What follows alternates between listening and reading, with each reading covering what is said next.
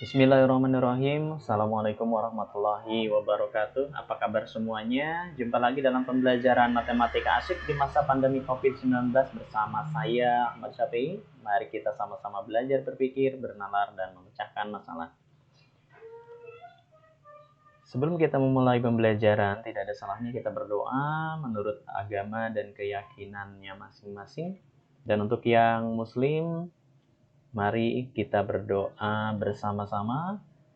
A'udzu billahi minasyaitonir rajim. Bismillahirrahmanirrahim. Rabbi zidni ilma warzuqni fahma waj'alni minas shalihin. Ya Allah, tambahkanlah aku ilmu dan berilah aku kemampuan untuk memahaminya, dan jadikanlah aku termasuk golongan orang-orang yang soleh. Amin ya rabbal alamin. Baik, agar ilmu yang kita pelajari hari ini, pembelajaran yang kita lakukan saat ini mudah diingat dan mudah dipahami, tentunya kalian harus tetap fokus dan sekali lagi harus jaga semangat ya.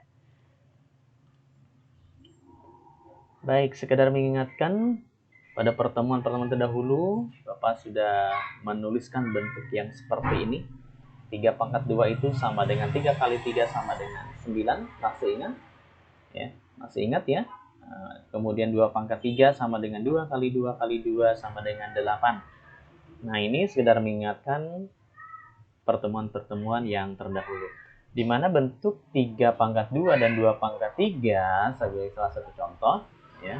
Bentuk ini itu disebutnya sebagai bilangan berpangkat bilangan bulat.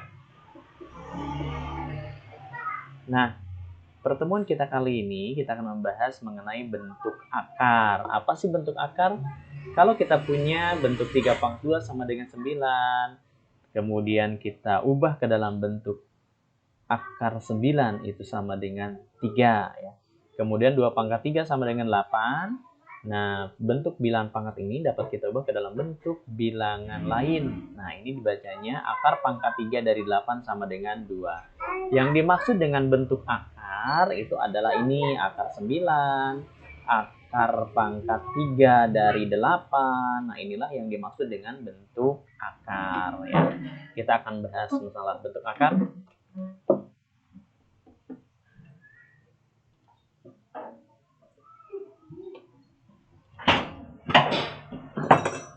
Oke, apa sih bentuk akar?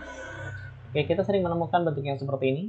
Nah, ini dibacanya adalah akar pangkat 2 dari A. Kemudian ini dibacanya akar pangkat 3 dari A. Ya, kemudian bentuk lagi. Nah, ada angka 4 nih. Nah, ini bacanya adalah akar pangkat 4 dari A. Dan seterusnya. Nah, ini harus ingat bahwa simbol akar adalah seperti angka V, tapi ada perpanjangan garis di salah satu sisinya, sebelah kanan ya. Nah, baik.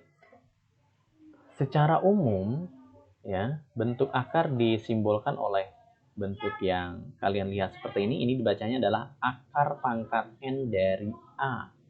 Akar pangkat N dari A itu punya 2 makna.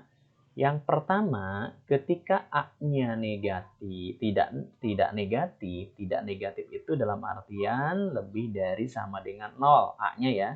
A ini adalah bilangan yang ditarik akarnya, yang ditentukan akarnya. Maka akar pangkat N dari A itu akan bernilai B jika dan hanya jika B pangkat N itu sama dengan A dan B-nya tidak negatif ya. Artinya kalau bilangan A-nya tidak negatif, maka hasil akarnya pun itu tidak negatif ya. Nah, itu kata kuncinya. Kalau bilangan dalam akarnya tidak negatif itu bisa 0, bisa seterusnya, maka hasil akarnya adalah tidak negatif juga. Nah, sebagai contoh, akar 9 itu sama dengan 3. Nah, kalian perhatikan, akar pangkat 2 dari 9, atau kita lebih sering menyebutnya akar dari 9, itu sama dengan 3 ya. Nah, kenapa sama dengan 3? Karena di sini 9-nya tidak negatif ya, positif ya, dalam artian ini positif. Kemudian 3 juga tidak negatif, ya, positif hasilnya, maka ini hubungan yang benar ya. Nah, oke, karena seperti kita ketahui bahwa 3 dipangkatkan 2 itu sama dengan 9. Ya, jadi hubungan yang dimaksud tadi, kalau akar pangkat 2 dari 9 sama dengan 3, berarti N-nya di sini 2, A-nya 9, dan B-nya 3, maka kita bisa hubungkan bahwa 3 pangkat 2 itu sama dengan 9. Nah, atau kalau kita punya perkalian 4 kali 4 kali 4 sebanyak 3 kali yang menghasilkan 64, maka ini ada keterkaitan dengan bentuk bilangan pangkat ya, yang kita hubungkan dengan bentuk akar. Akar pangkat 3 dari 64 itu sama dengan 4, gitu ya. Nah, ini ada keterkaitan dengan bilangan pangkat dan bentuk akar.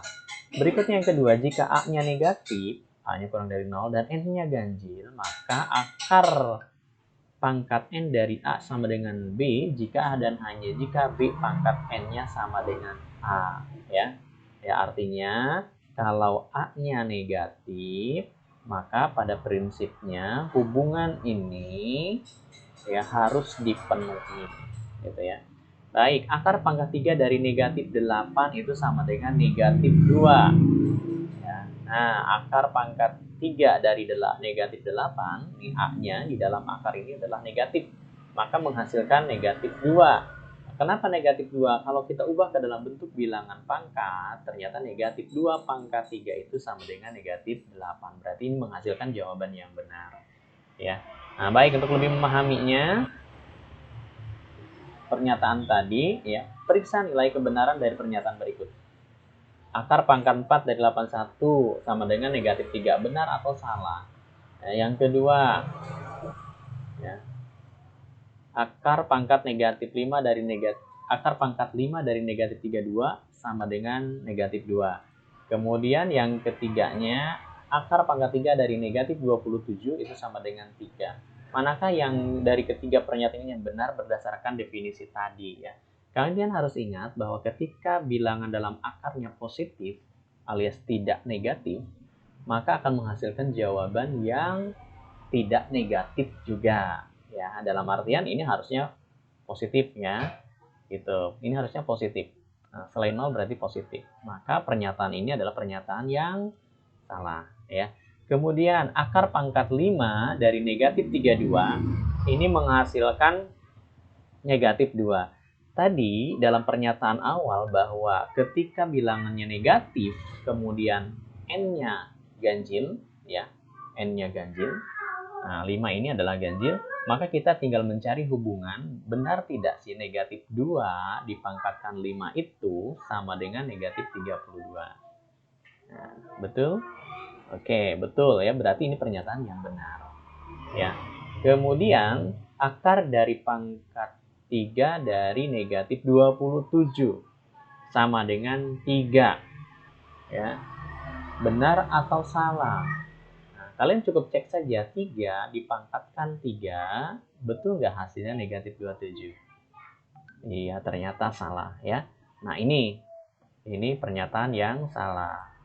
Nah, ini kata kuncinya sebetulnya ya.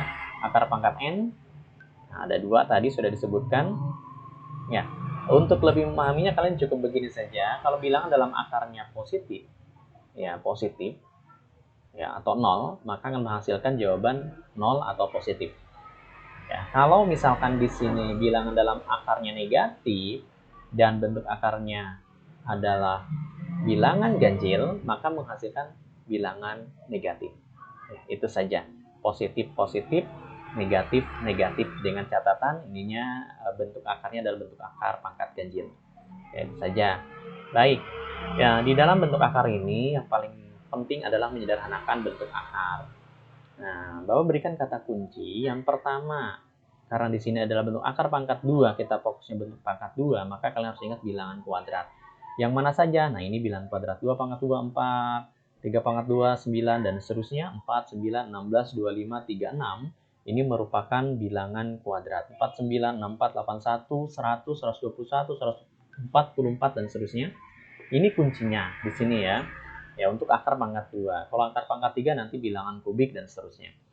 Yang berikutnya harus ada pengubahan bentuk. Bagaimana mengubah bentuknya? Pertama, bilangan dalam akar, ya, bilangan dalam akar ini harus diubah ke dalam bentuk perkalian dengan salah satu faktornya bilangan kuadrat. Artinya, kalau kita punya akar pangkat 2 dari A atau akar A, maka ini kita ubah ke dalam bentuk perkalian K kuadrat kali C. Jadi nilai A ini kita ubah ke dalam bentuk perkalian, di mana salah satunya adalah bentuk bilangan kuadrat K pangkat 2 kali C, ya. Nah, K pangkat 2 inilah yang disebut sebagai bilangan kuadrat salah satu dari sini, ya. Kemudian akan menghasilkan, karena bilangan kuadrat, maka ketika ditarik akar itu akan menghasilkan nilai K, ya, akar C. Nah, ini kata kuncinya. Nah, sekarang kita coba. Sederhanakan bentuk akar berikut. Akar 8, akar 27, akar dari 2, akar 32. Bagaimana penyederhanaannya? Oke.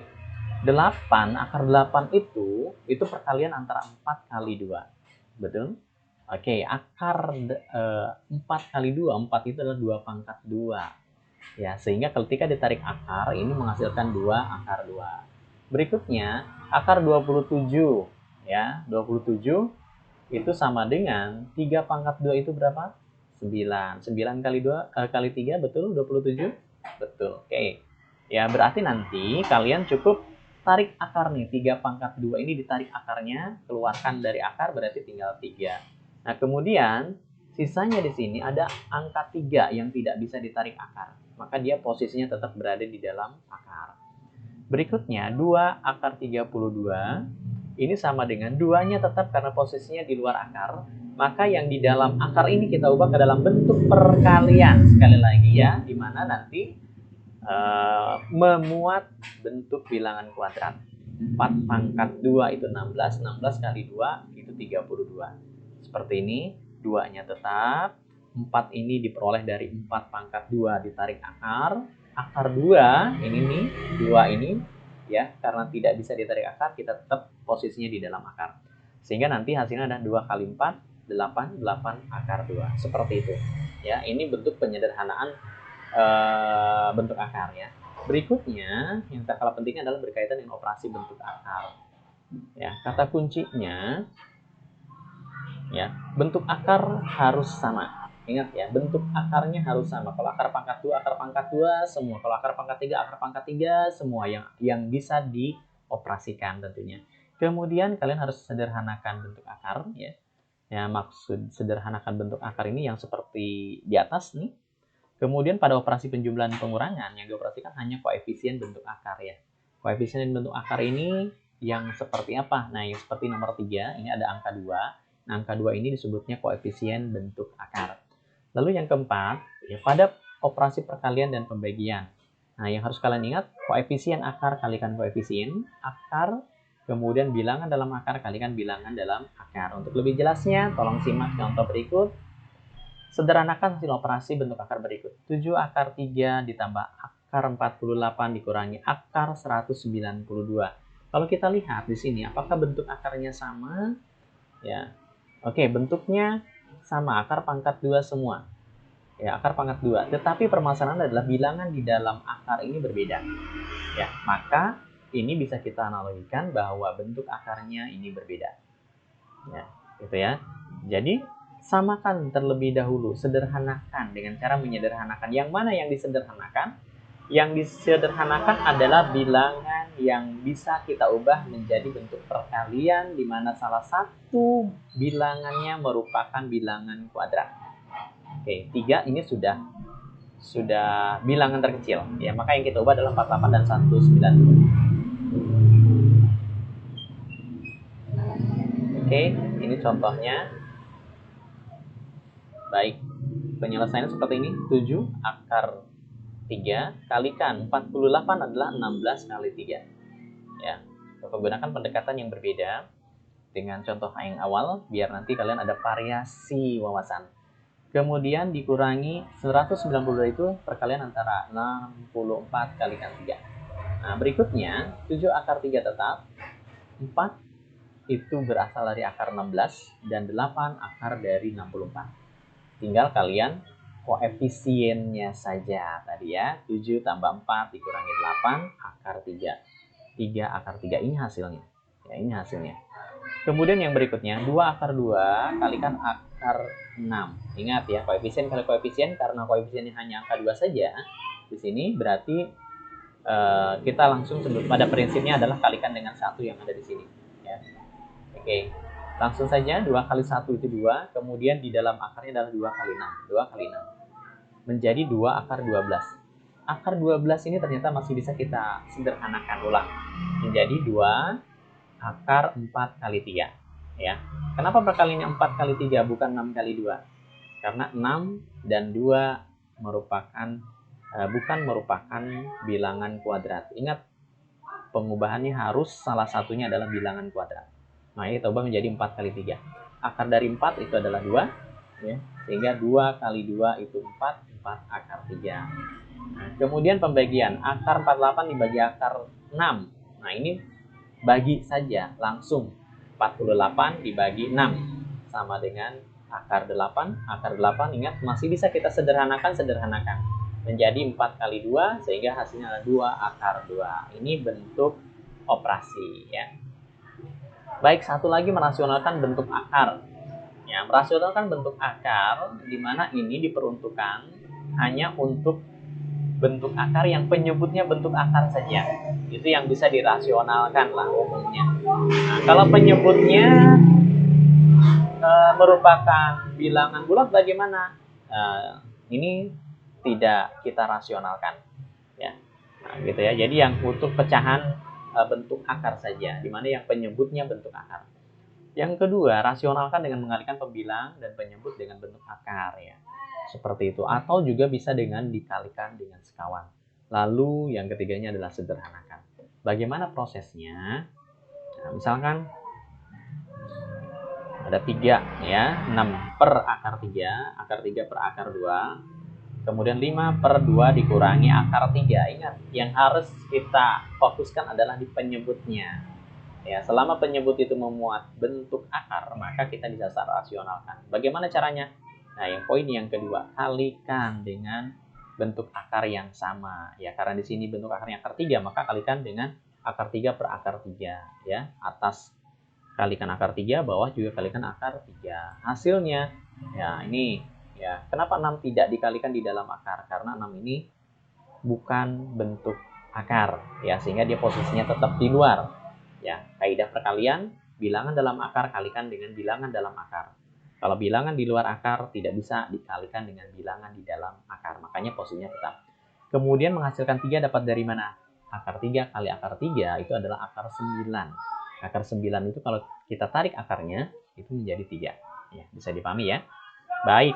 6 dibagi 3 itu sama dengan 2, hasilnya 2 akar 3. Ya, mudah-mudahan bisa dipahami seperti ini. Kemudian akar 3 per akar 2. Nah, ini ada 2 bentuk akar, ada pembilang, ada penyebut. Ingat, kita fokusnya ke penyebutnya. Penyebutnya itu akar 2. Bagaimana caranya? Sama, kalikan dengan bentuk akar yang sama dengan penyebut. Ya, karena penyebutnya akar 2 berarti kalikan dengan akar 2 per akar 2. Nah, seperti ini ya. Kemudian karena keduanya berada di dalam akar, maka kita bisa langsung kalikan 3 kali 2 per 2. 2 ini ingat dapatnya dari mana? Oke ya, dari akar 2 kali akar 2 sama dengan 2. Ya, sehingga hasilnya kenapa 1 per 6? Ya, di sini boleh ya, angka 1 kita boleh tambahkan karena angka 1 ketika ditambahkan dalam bentuk perkalian tidak akan mengubah hasil. Maka boleh kita menjadi akar 6 per 2 itu boleh kita tuliskan menjadi 1 per 2 akar 6 ya. Nah, ini kemudian yang ketiga agak berbeda nih, ada pengurangan ya. Tetapi posisinya di penyebut ada bentuk akarnya, berarti tetap kita harus rasionalkan. Bagaimana merasionalkannya? Nah, kita kalikan dengan sekawan. Nah, ini namanya sekawan. Sekawan dari penyebutnya ya. Nah, jadi sekawan itu bentuk operasi yang sama, hanya beda operasinya saja. Bentuk akar yang sama, operasinya berbeda. Kalau penyebutnya 2 dikurangi akar 3, maka sekawannya 2 ditambah akar 3. Begitu sebaliknya, kalau yang di bawahnya atau penyebutnya berupa penjumlahan, maka sekawannya berupa pengurangan. Ya. Oke, ini tinggal kamu kalikan. Nah, jangan dulu kali-kalikan, tetap harus dalam bentuk perkalian tetapi dipisah dalam bentuk tanda kurung. 5 kalikan 2 ditambah akar 3. Nah, ini kenapa bisa jadi 4 dikurangi 3? Nah, kamu simpelnya begini saja, 2 kali 2 itu 4, akar 3 kali akar 3 itu adalah 3. Kenapa negatif di sini? Karena negatif kalikan positif ya. Negatif akar 3 kalikan positif akar 3 menghasilkan negatif 3. Ya, sampai sini. Oke, 4 dikurangi 3 itu 1. Jadi pembagian dibagi oleh 1 itu tidak berpengaruh. Ya, makanya ini 10 dapat dari mana sih? Dapat 5 kalikan 2 itu 10. Kemudian 5 kalikan akar 3 adalah 5 akar 3. Ya, bisa dipahami ini mudah-mudahan ya. Oke, kalau memang nanti belum bisa memahami, kalian boleh ulang-ulang video ini ya. Baik, lanjutkan. Latihan soal 1, ini sederhanakan bentuk akar berikut. Nah, pada prinsipnya ini sudah dilakukan, hanya muncul di sini tanda desimal ya. Tanda desimal nanti seperti apa? Silakan nanti kalian berliterasi. Ya, ini sebagai variasi dari suatu soal yang memang untuk menambah wawasan. Kemudian rasionalkan. Nah, ini sama prosesnya seperti tadi ya. Ini jangan lupa ada kurang lebih 10 untuk latihan ya, untuk latihan berpikir, bernalar dan memecahkan masalah. Baik, berikutnya notasi ilmiah. Nah, notasi ilmiah ini akan selalu kita gunakan di dalam konteks perhitungan eksak ya. Nah, nama lain notasi ilmiah adalah bentuk baku, khususnya di ilmu fisika ini seringkali dipergunakan ya dalam menentukan gaya, kemudian untuk menentukan massa dari hal-hal yang kecil, konversi satuan, ini sering digunakan notasi ilmiah atau bentuk baku. Ya, terlebih juga nanti di mata pelajaran kimia bagi kalian yang akan melanjutkan ke tingkat yang lebih tinggi, mudah-mudahan harus ya. Setelah SMP ini harus melanjutkan ke tingkat SMA atau SMK, itu ada kimia juga sama ini. Nah, bentuk baku selalu digunakan. Nah, apa sih bentuk baku? Ya, bentuk baku dari suatu bilangan positif itu dituliskan dalam bentuk A kali 10 pangkat N. Ini simbolnya, ini bentuknya A kali 10 pangkat N.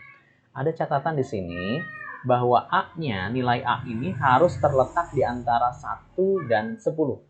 Harus terletak di antara 1 dan 10. Nah, ingat ya. Nah, jadi harus terletak di antara 1 dan 10 bilangan A ini. Kemudian N ini adalah bilangan bulat. Bilangan bulat itu bisa negatif, bisa positif. Ya, kalau 0 ini tidak mengubah. Ya, jadi yang kita gunakan bilangan bulat untuk N ini adalah positif dan negatifnya saja. Baik, kata kuncinya seperti apa sih untuk menyelesaikan atau menentukan bentuk baku atau notasi ilmiah ini? Pertama, gunakan pangkat positif ketika kamu memindahkan titik desimal ke kiri. Waduh, ini pemahamannya seperti apa? Nanti kita akan coba lihat di contoh soal. Mungkin ada trik yang lain yang memudahkan pemahaman kalian. Yang kedua, gunakan pangkat negatif ketika kamu memindahkan titik desimal ke kanan. Ya, artinya begini, ketika suatu bilangan memuat desimal, catat ya, memuat desimal, maka n-nya ini ya, n-nya ini kita akan menggunakan n-nya bilangan bulat negatif. Sekali lagi, kalau bilangannya berupa bilangan desimal, maka n-nya adalah bilangan negatif. Wow, masih kurang jelas? Yuk, kita coba contoh soalnya. Tuliskan bentuk baku notasi ilmiah dari bilangan berikut. Oke. Ya, bagaimana ini? 8.500. 8.500 ini bukan bentuk desimal. Maka dia bentuk pangkatnya positif. Positif berapa? Kalian lihat. Ya, bahwa tadi nilai A-nya itu terletak di antara 1 dan 10. Ya, 8,5 terletak di antara 1 dan 10. Maka kita buat 8,5. Komanya terletak di antara 8 dan angka 5. Ya, setelah koma di sini kita bayangkan komanya di sini ya. Itu ada berapa angka ke kanan? Kamu tinggal hitung saja. 1 2 3 4 5 6. 6 angka berarti di sini sebagai bentuk pangkat. Ya, 6 itu sebagai bentuk pangkat positif ya, karena di sini bukan bilangan desimal. Baik, berikutnya 0,000085. Aduh, diulang ya. 0,000085. Ya, ini desimal, berarti pangkat n-nya bilangan negatif. Negatif berapa? Kamu lihat, posisi nilai A-nya menjadi 8,5. Yang tadinya komanya terletak di antara 0 dan 0, ini berpindah menjadi terletak di antara 8,5. Kamu hitung saja perpindahannya. 1, 2, 3, 4, 5, 6. Ya, 6. Ada 6 posisi perpindahan desimal ini dari 0,0 sebelah kiri menjadi di antara 8 dan 5. Ada 6. Ya, 6 bilangan, 6 angka, maka di sini menghasilkan pangkatnya negatif. Nah, seperti itu. Mudah bukan ya? Mudah. Baik. Wow, ini gambar apa nih? Oh ya, kisaran diameter matahari. Wow, subhanallah. Diameter matahari bisa dibaca ini berapa? Coba. 1, 2, 3. Wow. Berapa nih? 1.390.000.000 meter. Wah, jarak dari mana ke mana nih ya? Tuliskan dalam bentuk notasi ilmiah. Ingat, di sini bukan bilangan desimal ya. Maka nanti pangkatnya positif. Ya. Oke. Ingat, 1.390.000.000 itu dapat kita tulis menjadi 1. Ya, komanya di antara 1 dengan 3. Jadi 1,39. Kenapa nggak 13? Nah, ingat, ini terletak di antara 1 dan 10. Ya, tidak boleh lebih dari 10. Ya, 10 saja nggak boleh. Gitu ya. Berarti harus 1,39. Komanya ada di sini. Ya, setelah koma ini kita bayangkan ada berapa angka? Oh, ternyata ada 1, 2, 3, 4, 5, 6, 7, 8, 9. Ada 9 angka. Berarti nanti di sini pangkatnya pangkat 9. Ya, bisa dipahami ya? Ya, mudah-mudahan bisa dipahami penjelasan Bapak. Wah, apalagi ini? Wah, bumi. Kisaran diameter bumi adalah 1,27 kali 10 pangkat 7 meter. Tuliskan dalam bentuk bilangan biasa. Oke. Ya, ini kebalikan dari permasalahan yang tadi sudah kita bahas. 1,27 kali 10 pangkat 7 ini bagaimana nih? Nah, kalian cukup ya 1,27 berarti nanti ada kurang lebih 7 angka setelah koma ini. 1, 2, 3, 4, 5, 6, 7 ya. Nah, kemudian komanya kita hilangkan ya. Nah, menjadi seperti ini ya. 1, 2, 3, 4, 5, 6, 7 tadi itu ya. 1,27 di sini tadi.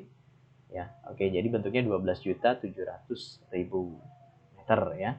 Ini diameter bumi, kisaran ya, karena nggak ada orang yang pasti mengukur. Ukurnya juga pakai apa ini? Ya, oke, kisaran. Ini mengubah bilangan ilmiah atau notasi ilmiah atau bentuk baku ke dalam bilangan biasa. Tuliskan bilangan 3,25 kali 10 pangkat negatif 5. Nah, ini negatifnya. Dalam bentuk biasa seperti apa? Oke. Nah, kita harus menambahkan 0 sebelah kiri. Ya, 0 sebelah kiri sebanyak 5 ya. Karena negatif berarti sebelah kiri. Ya, oke, 1, 2, 3, 4, 5. Ingat ya, 1, 2, 3, 4, 5. Ada di posisi 3 sebelah kiri tambah 5. Nah, kemudian si koma ini berpindah 5 angka. 1, 2, 3, 4, 5. Jadinya seperti ini. Ya, jadi kalau pangkat negatif, tambahkan 0 sebanyak pangkat di sebelah kiri. Kemudian bilangan komanya, mohon maaf, komanya itu berpindah tempat ke kiri sebanyak angka pangkat. Ya. Baik, ini mudah-mudahan bisa dipahami. Nah, latihan soal 2, tadi ada latihan soal 1 dan latihan soal 2. Oke, ini ya, tuliskan bilangan berikut dalam bentuk baku. Oke, ini sudah tadi kita coba bahas. Kemudian kebalikannya dalam bentuk biasa. Lalu analisa kesalahan. Ya, oke, 125 juta, ini sama dengan 12,5 kali 10 pangkat 7. Apakah bentuk baku ini benar atau salah? Ya, tentunya salah. Salahnya di mana nanti kalian bisa tunjukkan. 0,000055 sama dengan 5,5 kali 10 pangkat 6. Apakah bentuk baku ini salah atau benar? Ya, salahnya di mana? Terus bagaimana cara membenarkannya? 1,3 kali 10 pangkat negatif 4 ini sama dengan 13.000. Betul tidak pengubahannya? Ya. Nah, kemudian, ini kita belajar berpikir, bernalar, dan memecahkan masalah. Ada sedikit perhitungan yang mudah-mudahan jadi wawasan, tapi kamu jangan menyerah ya. 30% dari Jupiter, berarti 30% kalikan ini. Ya, berapa itu?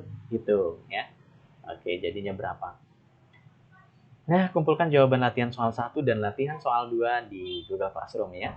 Ingat tetap semangat ya. Latihan soal 1 itu berkaitan dengan bentuk akar, dan latihan soal yang kedua ini berkaitan dengan notasi ilmiah atau bentuk baku.